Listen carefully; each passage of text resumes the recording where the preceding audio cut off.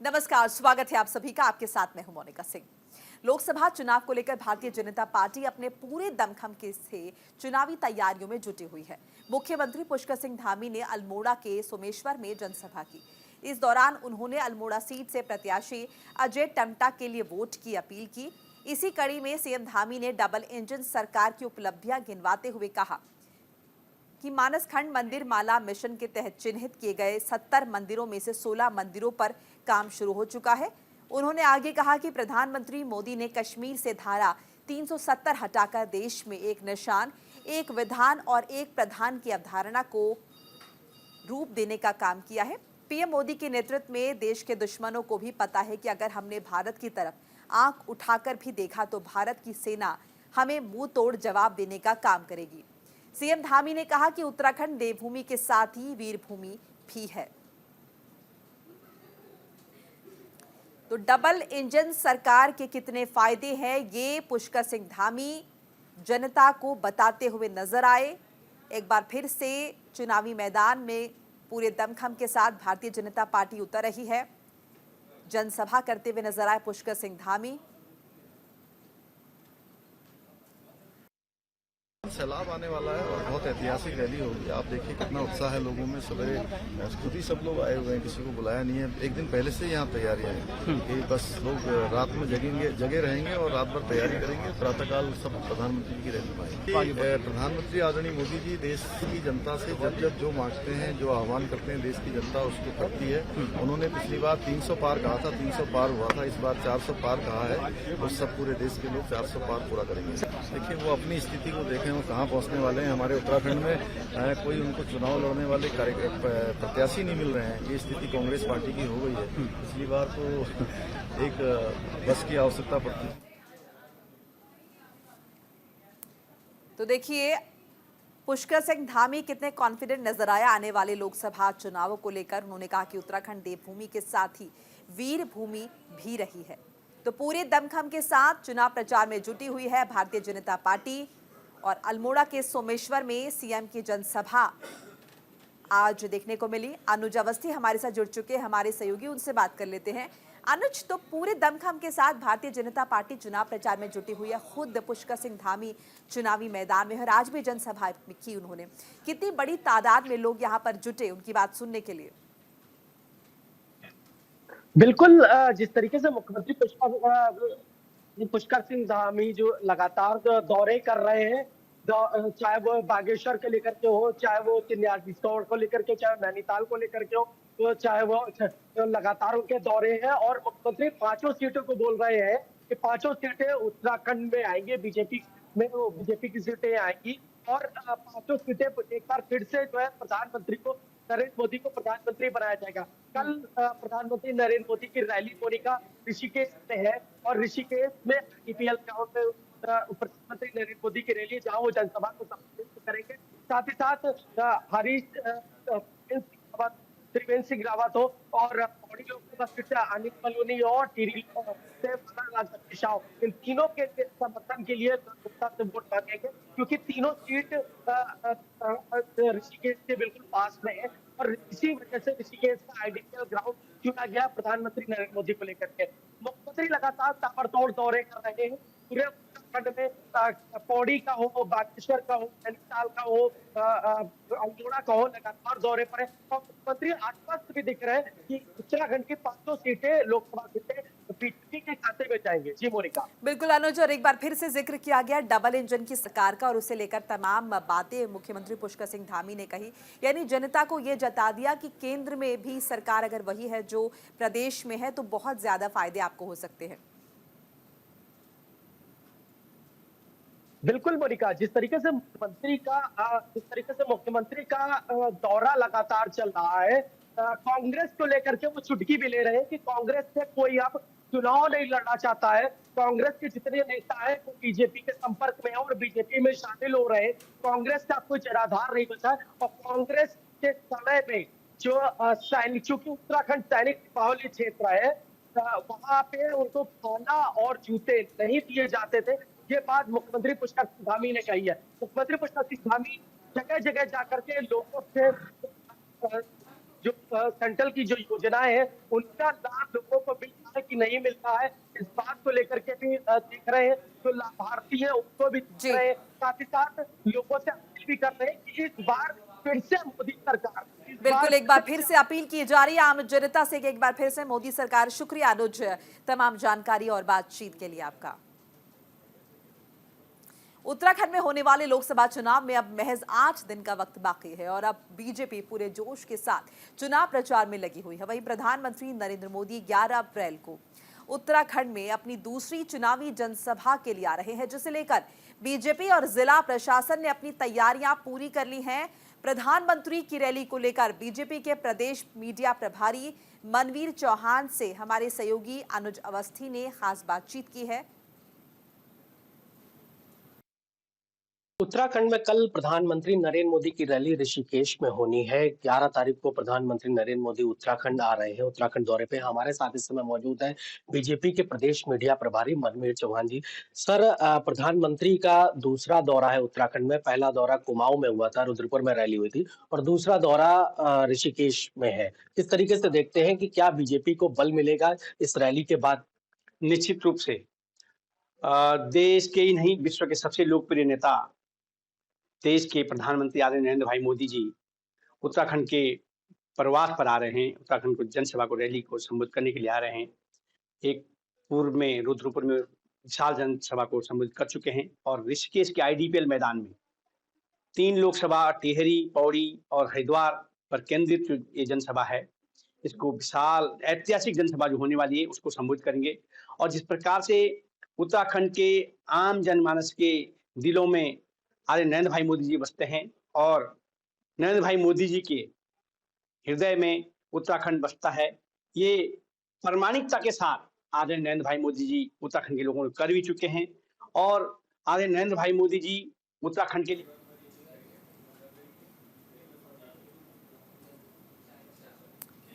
तो पूरी तैयारियां कर ली गई हैं प्रशासन से, और क्या क्या तैयारियां की एक बार विस्तार से जानेंगे अनुज अवस्थी से, जो कि हमारे साथ जुड़ चुके हैं। एक बार फिर से अनुज, विस्तार से बताइए क्या क्या तैयारियां की गई हैं, चाहे वो ट्रैफिक व्यवस्था को लेकर हो या फिर सुरक्षा व्यवस्था को लेकर ही क्यों ना हो, क्योंकि प्रधानमंत्री नरेंद्र मोदी एक बार फिर से जनसभा करने के लिए पहुंच रहे हैं। बिल्कुल मोनिका, जिस तरीके से प्रधानमंत्री की ये दूसरी रैली उत्तराखंड में, तब पहली रैली कुमाऊं के रुद्रपुर में ये रैली की गई और अब गढ़वाल के ऋषिकेश में ये रैली की जा रही है। तो सुरक्षा व्यवस्था को लेकर के अगर बात करते हैं, मुख्यमंत्री लगातार सुरक्षा व्यवस्था देख रहे हैं। मुख्यमंत्री खुद आज सुबह भी मुख्यमंत्री पुष्कर सिंह धामी, जहां उन्होंने सारी व्यवस्थाओं को देखा। आईडीपीएल जो ग्राउंड है वहां से टिहरी लोकसभा हो, पौड़ी लोकसभा हो, हरिद्वार लोकसभा, तीनों लोकसभा बिल्कुल पास में है और तीनों के लिए प्रधानमंत्री नरेंद्र मोदी गढ़वाल से ही लोगों से अपील करेंगे कि ठीक है वोट करें। प्रधानमंत्री नरेंद्र मोदी की कुमाऊं में गए थे, तो कुमाऊं में मानस योजना हो, भारत माला परियोजना और हम जिनका जिक्र प्रधानमंत्री नरेंद्र मोदी ने अपने संबोधन में किया। वहीं अगर गढ़वाल की अगर बात करें तो गढ़वाल में चारों धाम, गढ़वाल में प्रधानमंत्री लगातार केदारनाथ हो, बद्री विशाल हो, या तमाम जगहों से प्रधानमंत्री नरेंद्र मोदी आते रहते हैं।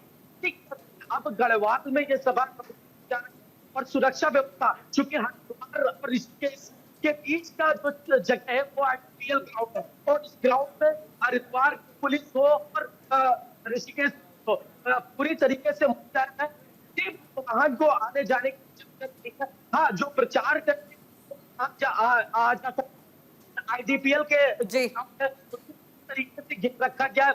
अगर ड्रोन की अगर बात करें, ड्रोन से सुरक्षा व्यवस्था, आसपास के जो है वहां पे सीआरपीएफ के जवान है और पुलिस के जवान, उनको तैनात करके रखा गया। तो प्रधानमंत्री की जनसभा अहम है क्योंकि 4 नाम गढ़वाल में है। जी बिल्कुल, इसके साथ ही साथ अनुज ये भी हमें विस्तार से बताइए कि प्रधानमंत्री कितने बजे पहुंचेंगे उत्तराखंड और कितना लंबा उनका ये कार्यक्रम रहने वाला है? बिल्कुल मोनिका, प्रधानमंत्री का अगर मिनट टू मिनट के कार्यक्रम को देखें तो सुबह 11 बजे प्रधानमंत्री नरेंद्र मोदी जॉलीग्रांट एयरपोर्ट पहुंचेंगे। वहां से वहां से वो कार के द्वारा आईडीपीएल ग्राउंड जाएंगे, जहां ऋषिकेश में वो जनसभा को संबोधित करेंगे। मतलब 11 बजे से लगा करके और 12:30 तक का समय है प्रधानमंत्री नरेंद्र मोदी वहां पहुंचने का। उसके बाद उनके साथ मुख्यमंत्री पुष्कर सिंह धामी, हरिद्वार लोकसभा के प्रत्याशी त्रिवेंद्र सिंह रावत, जी। पौड़ी लोकसभा के प्रत्याशी अनिल बलूनी, केरी लोकसभा के प्रत्याशी माला लक्ष्मी शाह, राज्यसभा सांसद नरेश बंसल समेत तमाम बीजेपी के नेता वहां पे मौजूद रहेंगे। साथ ही साथ वो जनसभा को भी संबोधित करेंगे। हाँ, रोड शो भी हो सकता है ऋषिकेश में कि प्रधानमंत्री रोड शो भी कर सकते हैं कि लोगों के जो लोग हुजूम है उसको एक बार संबोधित भी कर सकते हैं कि गढ़वाल सबसे अहम माना जा रहा है चुनाव को लेकर के, लोकसभा सीट को लेकर, क्योंकि 3 सीटें गढ़वाल से आ रही और 2 सीटें कुमाऊं से आ रही हैं। कुमाऊं की अगर बात करें तो अल्मोड़ा है और गढ़वाल की अगर बात करें टिहरी और हरिद्वार है। 3 सीट इस प्रकार से बीजेपी के खाते में आ सकते हैं। ये चीज है क्योंकि दूसरी तरफ पूर्व मंत्री चलिए अनुज जी, शुक्रिया आपका तमाम जानकारी और बातचीत के लिए। हरिद्वार ग्रामीण विधानसभा में रानी माजरा अड्डे पर स्थित एक निजी बैंकेट हॉल में जनसभा का आयोजन हुआ, जिसमें सीएम पुष्कर सिंह धामी ने शिरकत की। वहीं हरिद्वार लोकसभा प्रत्याशी त्रिवेंद्र सिंह रावत समेत बड़ी संख्या में बीजेपी पदाधिकारी और कार्यकर्ता मौजूद रहे। इस दौरान सीएम धामी ने मंच से जनसभा को संबोधित किया और बीजेपी सरकार की उपलब्धियों को गिनाया और कांग्रेस पर निशाना साधते हुए कांग्रेस नेताओं को बरसाती मेंढक बताया। उन्होंने कहा कि कांग्रेस के नेता चुनाव के समय बाहर आते हैं और फिर गायब हो जाते हैं। सीएम धामी ने ऐसे नेताओं को हमेशा के लिए गायब करने के लिए बीजेपी को वोट देने की अपील की। आजादी की लड़ाई लड़ने वाली कांग्रेस पहले ही खत्म हो गई थी और बची कुची कांग्रेस इस लोकसभा चुनाव में खत्म हो जाएगी, ऐसा कहा गया। तो देखिए, लोकसभा प्रत्याशी त्रिवेंद्र सिंह रावत भी इस दौरान मौजूद रहे। पुष्कर सिंह धामी खुद यहां पर पहुंचे थे और इस चुनावी मंच से एक बार फिर कांग्रेस पार्टी पर निशाना साधा गया। कांग्रेस पार्टी को बरसाती मेंढक करार दिया गया और कहा गया कि ये जनता के लिए काम नहीं करते हैं, लेकिन जैसे ही चुनाव आते हैं ये अचानक एकाएक बाहर आ जाते हैं और लोकसभा चुनाव खत्म होने के बाद एक बार फिर से गायब हो जाएंगे। यानी कुल मिलाकर कांग्रेस पार्टी को एक बार फिर से निशाने पर लिया गया। लेकिन लगातार पुष्कर सिंह धामी रैलियां कर रहे हैं, जनता को संबोधित कर रहे हैं। आजादी की लड़ाई लड़ने वाली जो कांग्रेस थी, जिस समय कहते थे कि एक बड़ा प्लेटफॉर्म था, वो कांग्रेस तो पहले ही खत्म हो गई है। अब जो बची कुची कांग्रेस है उसके पास न तो देश हित की कोई नीतियां हैं और न ही राष्ट्र निर्माण का कोई विजन है। भाइयों बहनों, ये जो कांग्रेस के नेता हैं ये बरसाती मेढक की तरह हैं, जो केवल चुनाव के समय में नजर आते हैं और उसके बाद कहीं। ग्रामीण जनता को मैंने आश्वस्त किया है कि हम हरिद्वार लोकसभा के डेवलपमेंट के लिए, विकास के लिए कोई कसर नहीं छोड़ेंगे। चाहे हमारे किसान हैं, चाहे हमारे जो उद्योगों में काम करने वाले लोग हैं, या फिर हमारी शैक्षिक व्यवस्था है, रोजगार के लिए मैं पूरा प्रयत्न करूंगा, पूरी प्रयास और पूरा परिश्रम करूंगा। यहाँ की जो मूलभूत समस्याएं हैं उनका समाधान करूंगा। उत्तराखंड की 5 लोकसभा सीटों पर 19 अप्रैल को मतदान होना है, जिसके मद्देनजर राजनीतिक पार्टियां दमखम से जुटी हुई हैं। दूसरी तरफ मौसम विज्ञान केंद्र ने पूर्वानुमान जारी किया है कि अप्रैल से जून महीने तक भीषण गर्मी पड़ने की संभावना है। इसी बीच चमोली चुनाव पर्यवेक्षक पीयूष समारिया ने लोकसभा चुनाव की तैयारियों का जायजा लिया। इस दौरान उन्होंने पीजी कॉलेज गोपेश्वर में बनाए गए तीनों विधानसभा के स्ट्रांग रूम का निरीक्षण किया और अधिकारियों से निर्वाचन व्यवस्थाओं के बारे में विस्तार से जानकारी ली और आदर्श आचार संहिता का कड़ाई से अनुपालन करने के निर्देश भी जारी किए गए।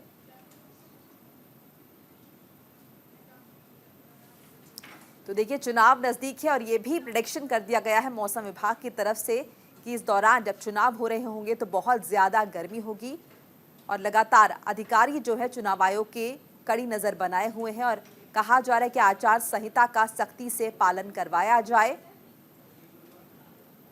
लोगों को इसे लेकर चेतावनी जारी की जाए और अगर कोई इसमें दोषी पाया जाता है तो उसके खिलाफ कड़ी कार्रवाई की जाएगी।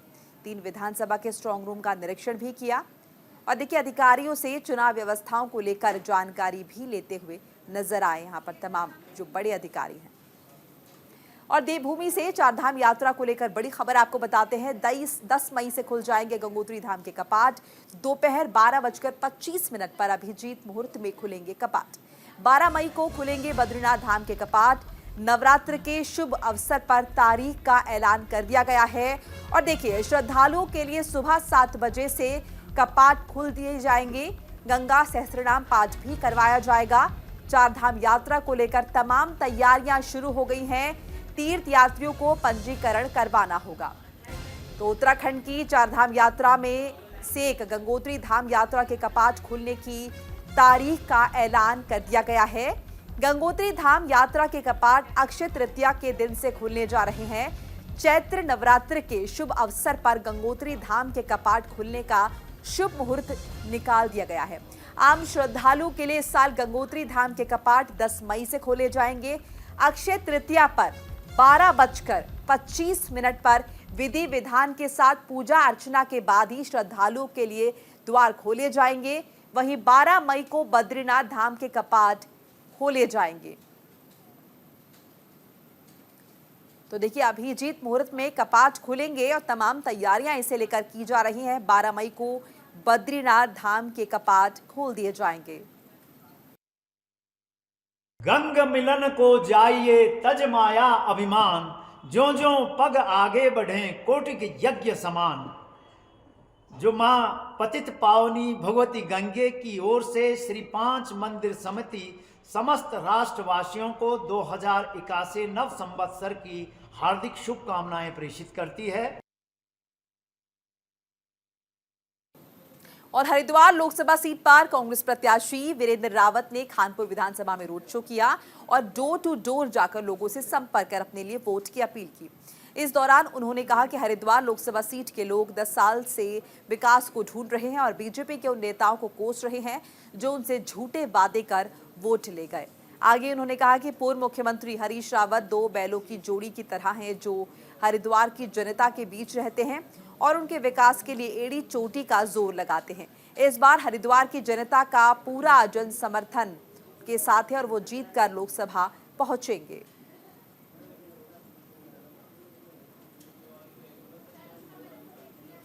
आज चुनाव की बेला है। मैं गांव-गांव घूम रहा हूं, जबकि जो मेरे प्रतिद्वंदी हैं वो अपने पास बुला के मीटिंग करते हैं, मैं जनता के पास जा रहा हूं। ये दोनों में बहुत फर्क है और उनको तो पहले ही नकारा जा चुका है। 4.25 साल मुख्यमंत्री रहे, लेकिन कुछ ना तो हरिद्वार के लिए किया ना उत्तराखंड के लिए किया। और पिछले दिनों मैं देख रहा था कि एक बड़ा वीडियो वायरल हो रहा है जिसमें एक चैनल ने जो है सुपरसिट चैनल ने सर्वे किया था और हर साल सर्वे होता है कि भाई कौन सा मुख्यमंत्री बेस्ट रहा। उसमें जो है माननीय हमारे त्रिवेंद्र रावत जी जो है वो हरियाणा वाले से थोड़ा एक ऊपर पायदान रहे, मतलब आखिरी से एक ऊपर रहे बस। तो ये खुद ही उनकी कार्यशैली बताती है। जब मुख्यमंत्री रहते हुए लास्ट रहा तो वो एमपी बन के क्या करेगा।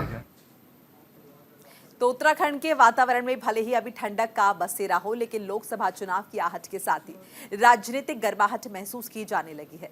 कांग्रेस के लोकसभा प्रत्याशी प्रकाश जोशी का उधम सिंह नगर में पहुंचने पर कांग्रेसी कार्यकर्ताओं ने स्वागत किया।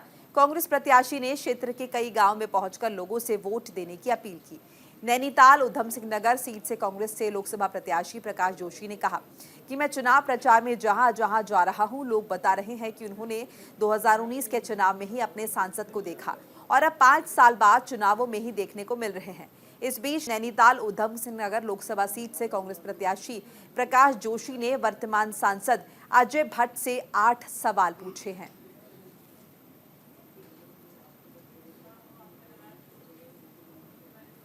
हरिद्वार लोकसभा सीट से बीजेपी प्रत्याशी त्रिवेंद्र सिंह रावत ने प्रेस कॉन्फ्रेंस की। इस दौरान सांसद, विधायक समेत प्रवक्ता भी मौजूद रहे। उन्होंने कहा कि पीएम मोदी ने 10 सालों में देश को हर मोर्चे पर आगे बढ़ने का काम किया है। आज देश की अर्थव्यवस्था 5वें पायदान पर पहुंच चुकी है। आगे उन्होंने कहा कि 2047 तक विज्ञान के क्षेत्र में, तकनीकी क्षेत्र में देश आगे बढ़ेगा। उन्होंने कहा कि 370 सीट बीजेपी लाए और 400 एनडीए गठबंधन जीत कर आए। ये प्रयास है हर घर जल, हर घर नल और बिजली योजना का आगे बढ़ाने का ये चुनाव है। सवाल तो उनकी निष्क्रियता पर ही क्वेश्चन मार्क है। अपनी सांसद निधि का 17 करोड़ में मात्र 7 करोड़ खर्च करा, 10 करोड़ वापस चला गया। उसका जवाब दें, बहुत काम हो सकते थे उससे। दूसरा, जिन गाँवों को उन्होंने गोद लिया उन गाँवों की तरफ पलट कर नहीं गए, उनकी दुर्दशा है। तीसरा अग्निवीर नाम की जो योजना हम पे थोपी गई, युवाओं पे थोपी गई, हमारे युवाओं का भविष्य बर्बाद कर दिया।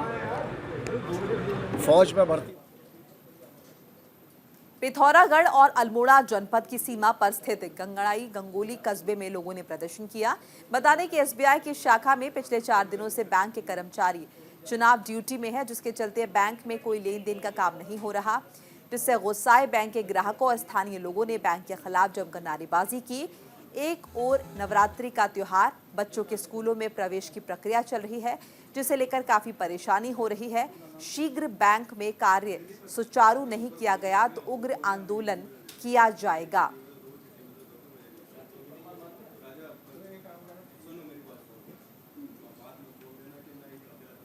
और इसी के साथ ही इस बुलेटिन में फिलहाल इतना ही। लगातार खबरों के लिए आप देखते रहिए न्यूज़ इंडिया। नमस्कार।